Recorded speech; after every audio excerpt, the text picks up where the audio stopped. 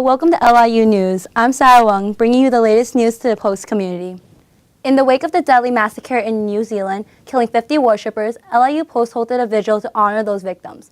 LIU News reporter Jada Butler has the story. Over 24 people attended a vigil service to honor the 50 victims of the March 15th New Zealand mosque terrorist attacks. The Muslim Student Association and Middle Eastern South Asian Alliance came together to host the vigil on March 20th in the B. Davis Schwartz Memorial Library. At times like this, it doesn't matter what circumstances or whether it's black, white, Hispanic, it doesn't matter. A person's race and religion shouldn't become a factor of someone's hatred. Students, faculty, and campus religious leaders shared their thoughts and prayers for the victims and their families, but they also stressed the need for students to fight against intolerance. Next time you see a public figure or a media giant spewing hate, you need to use your social media savvy and you send a strong message and say, you know what, not in this day and age, not in my generation. Dr. Shireen Rashid encourages students to be compassionate and reminds them that they have support on campus. You need to know that they have a space where they can grieve, that they can, if they're feeling vulnerable, they can let down their hair and be who they are, and they can process. Members of Campus Life also showed their support. We are a resource for you. We want to be here for you. We want to hear from you. We want to be there to stand next to you in this journey where we move forward as an inclusive campus and continue to be the diverse community that we have been in the past and will be in the future. For the full story, visit liupostpioneer.com. I'm Jada Butler. In New Jersey, a new curriculum has been added to the student body, the LGBTQ history course. However, is it sparking controversy against the community? LIU News reporter Kiera Jensky has the scoop. New Jersey schools have now passed a new law requiring students to take LGBT history. It's the second state right after California to implement this law, and some parents are on the fence about it. LGBT history, sure, they should teach it at some point, but they shouldn't be demanding kids in elementary school and middle school who they don't understand the concept of sexuality, even know how to spell it, for that matter. Governor of New Jersey, Phil Murphy, feels this is the future, saying, quote, LGBTQ history is a part of our shared story, and students deserve to know it. Proud to sign a bill that makes New Jersey the second state in the nation to require LGBTQ inclusive curriculum in our schools. I definitely do not agree with the schools from K through 12 wanting our children to learn about LGBT. I feel like they should learn about their own sexuality at their own time, and everyone has different mind frames before they evolve. I think it's perfectly fine that they want to, talk about this in the classroom.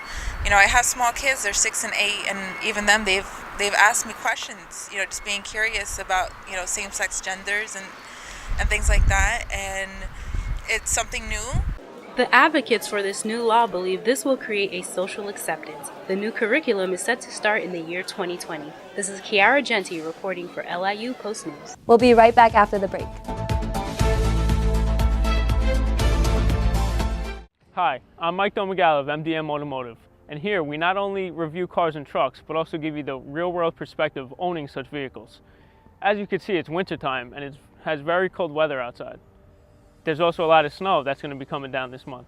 This is the kind of vehicle you want, Range Rover Sport, which not only will get you through the snow, but will have you riding in style.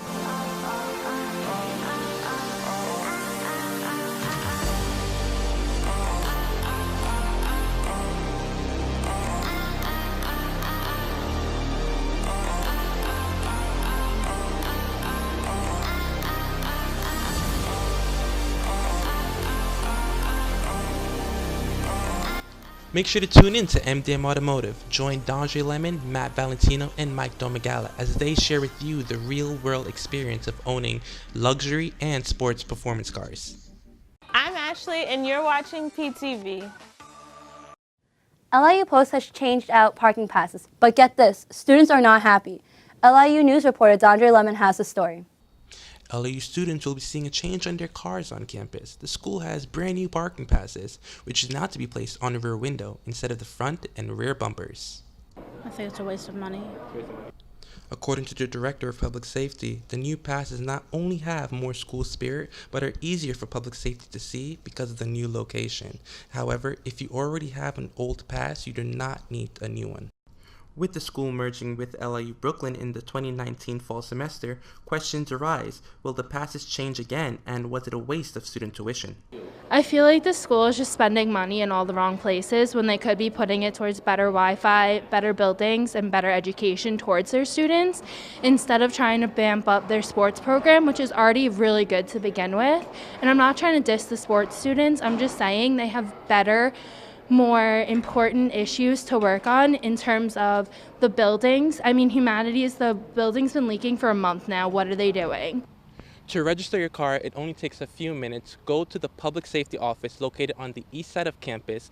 Bring your car registration if you don't know it by heart. Fill out a yellow registration card.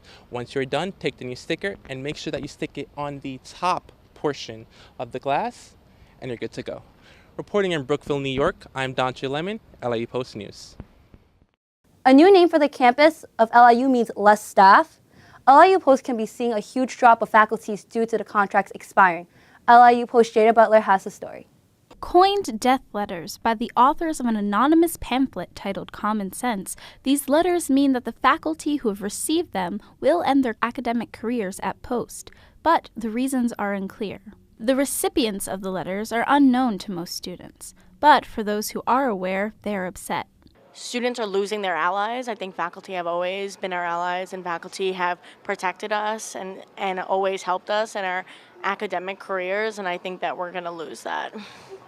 Several faculty members declined to comment for fear that revealing they were basically fired would ruin their chances of finding another job. Some also believe they could utilize the publicity as leverage to gain their jobs back. I don't think our academic reputation is going to stay the same with the loss of all these faculty members. I also don't think it's a very good look for the university in terms of academic integrity and loyalty to our staff, our faculty, and our students. Some students believe faculty are the backbone of the university, and their loss could be damaging. Yeah, no, it's hard because you build up relationships with them, and it's kind of hard just to they kind of know your style, they know how you learn. A lot of the reasons why people come here is for the professors, and if they're not there, I mean, why come to Post? Like, I know there's a couple of professors I have now that if they left, I would leave too. Dr. Michael Supios, political science professor and president of the faculty union, says the firings are based on economics, not academics. So, if there's an impact economically, it drips down to everybody, starting with the faculty. The reason why a lot of people were rejected this time around is not because they didn't have proper academic credentials, it was because there was a need to contract.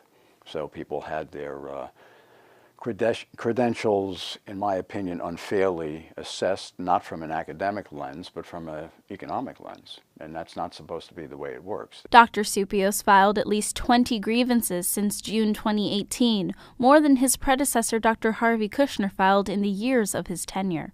Dr. Supios spoke with University President Kim Klein and Vice President of Academic Affairs Ed Weiss, but received neither confirmation nor denial of the economic motivation. The VPAA's office said they will not discuss matters of personnel publicly. Again, under an environment that is not happy or constructive, still the faculty comes in and does its job. And I think that's the best thing you can say about the faculty. I'm Jada Butler, LIU Post News. Have you ever noticed any rat droppings or insects crawling around in your home? Well, there are ways to prevent that, and Ida Iñer-Lagaves has a solution. With chilly winds outside, humans are not the only ones who want to stay indoors. The cold weather can attract insects, rats, and mice to infest your home. This is something Oliver Bennett, a Hicksville resident, got to experience. I went into the kitchen and I heard something like rustling around by the rubbish bin. As he was making himself breakfast, he witnessed a new roommate. When I checked underneath the table, I actually saw the mouse as it ran across the room, and then that's when I backed off and moved back into the main part of the kitchen and just to see if I could see where it went. Investigating where the mouse had disappeared, Bennett found a hole in the wall beneath the kitchen counter. When he later found mouse droppings in their kitchen cabinets, he knew they had to take action. I thought straight away we need to get a mouse trap. After placing traps out in the kitchen, they caught 3 mice during the 2 following days and stopped the invasion. According to the National Pest Management Association, it's important to act fast when discovering mice or rats because of their fast breeding and the harm they can cause. Rodents put homes at risk for electrical fires by gnawing through wires. More frequently, rodents serve as vectors, carrying bacteria such as salmonella on their bodies and contaminating food sources, kitchen surfaces, and equipment. To prevent mice from invading your house, the National Pest Management Association suggests that you seal all holes and gaps on the outside of the home and areas where pipes enter the house. Leave surfaces clear of crumbs, foods, and unwashed dishes, and take care of the garbage regularly. For more information about pest control and where you can find your closest pest control professional, visit pestworld.org or call the National Pest Management Association on 703-352-6762. Reporting from Hicksville, I'm Ida Ynne Lagerqvist, BDST 54 News. LIU Post, get excited, Spring Fling is around the corner. Griffin Ward has the answers to who will be taking the stage this year. On Tuesday, students crowded the lobby of Hillwood Commons for the much-anticipated Spring Fling performance reveal. Steve Aoki will be performing at your Spring Fling! Make some noise! Grammy-nominated house DJ Steve Aoki will be gracing the stage this April, and students couldn't be happier. I'm really excited because I feel like it's a better performer that we haven't seen in the past couple of years that I've been a student here. Oh, I'm really excited, you know. I'm glad the school is investing money into entertainment. That's like wonderful. I am so excited. Like, this is like so cool that we're actually getting it. Getting a big name like Steve Aoki is no easy task. Student Activities Board member Heather Baps explains. We talked to his agent and we went back and forth for a while of going off prices and stuff like that. We finally got a contract signed probably like a month and a half ago, and we've just been going back and forth with different contracts, signing them, and they officially said yes, and we have the whole Tilla Center like set up ready for it, and that's how we got it. It was a whole process, but you know. Steve Aoki is known for having raging concerts and throwing cake into the audience. Big fan of Steve Aoki, trying to go to that concert and get cake. Yeah? Yeah, I'm ready for that cake. So you're definitely going to be going? Yeah, I'll be there. Tickets for Spring Fling will go on sale March 27th at the Tilla Center box office or on Ticketmaster.com. For LIU News, I'm Griffin Ward. With the passing of the iHeartRadio Awards, you can see all the results, outfits, and performances online. However, our very own Nick Tangora had a different view of the show and is taking us for a ride. Award season is in full effect, and the iHeartRadio Music Awards is certainly no exception. From the stars to the fashion to the acceptance speeches, our cameras were there capturing it all. The 2-hour award show kicked off outside the Microsoft Theater in downtown LA with a 2-hour pre-show red carpet hosted by Z100's Elvis Duran, Danielle, Gandhi, and Maxwell, iHeart's digital host Ellie Lee, and LIU Post's own Nick Tangora. On the carpet, the social award and first award of the night was presented to singer-songwriter Agnes Moe, who's developed a following of over 25 million fans online. Wow, like this means a lot to me, you know, and I think it's so important for people to know how to use social media, because I feel like right now social media has been it's so curated. Everything is about how to be perfect, which I'm actually the opposite of that. I feel like social media, it has to be a platform where you create the right conversation. Singer-songwriter and Grammy Album of the Year winner Casey Musgraves was also in attendance at this year's awards. She detailed how honored she feels to have won in such a prestigious category. The Grammy goes to Golden Hour, Casey Musgraves. But I was just so excited. It was, I mean, look, I was just blown away to be even nominated in a category full of, those albums are giant. Yes. And then, I did not imagine me getting handed the Grammy for Album of the Year from Alicia Keys. The 2019 iHeart Awards aired on Fox. From outside the Microsoft Theater, Nick Tangora, LIU Post News. Gamers beware, Pokemon has new games coming out, and students of the LIU community are excited. LIU News reporter Nick Matina has the story. Welcome to the Galar region, trainers. Pokemon Sword and Shield are the next game in the Pokemon franchise. This version of the game will take place not only in a new region, but will also include new Pokemon. Many Pokemon fans are excited for their new adventure to begin. I'm kind of excited. It's been a while since we got a decent, a new looking Pokemon game for a while. We're kind of excited for like the England look and everything for it. Very excited for Sword and Shield. Generation 8 going to be wild. The Galar region looks like a lot of fun. A lot of the rumors saying it's going to be the biggest region yet. One thing that Pokemon fans all share an interest in is the 3 new starters. This generation, we have the Fire type Scorbunny, the Water type Sobble, and the Grass type Grookey. First, I was on Team Grookey, but after just thinking about it, I think I might be leaning towards Scorbunny. My early favorite is Grookey, but it's close. I think Sobble's right behind him. Scarbunny, depending on the final evolution, what type it's going to be. If it's another fire fighting, I'm probably going to go with Grookey. Or if Sobble ends up being a water ghost, water flying, whatever it might be, it all depends on those final evolutions. Although there's a lot of excitement coming from the release of this new game, there are some things that fans would like to see. I noticed that Pokemon weren't following you, but like if they could add that back, that'd be really cool. Maybe like more gyms to fight, as weird as it sounds. Pokemon Sword and Shield are set to release later this year in the Galar region. Nick Mattina, LIU News. Graduation is around the corner, seniors. Get ready. Pickup for your cap and gowns are on April 16th and 17th in the campus bookstore. If you did not place an order for your cap and gown package, don't worry. The school advises you to get a black gown and cap from a third party of the campus bookstore located in Hillwood Commons. The ceremony will take place on May 10th. I'm Sarah Wong. Thanks for watching. Tune in next time.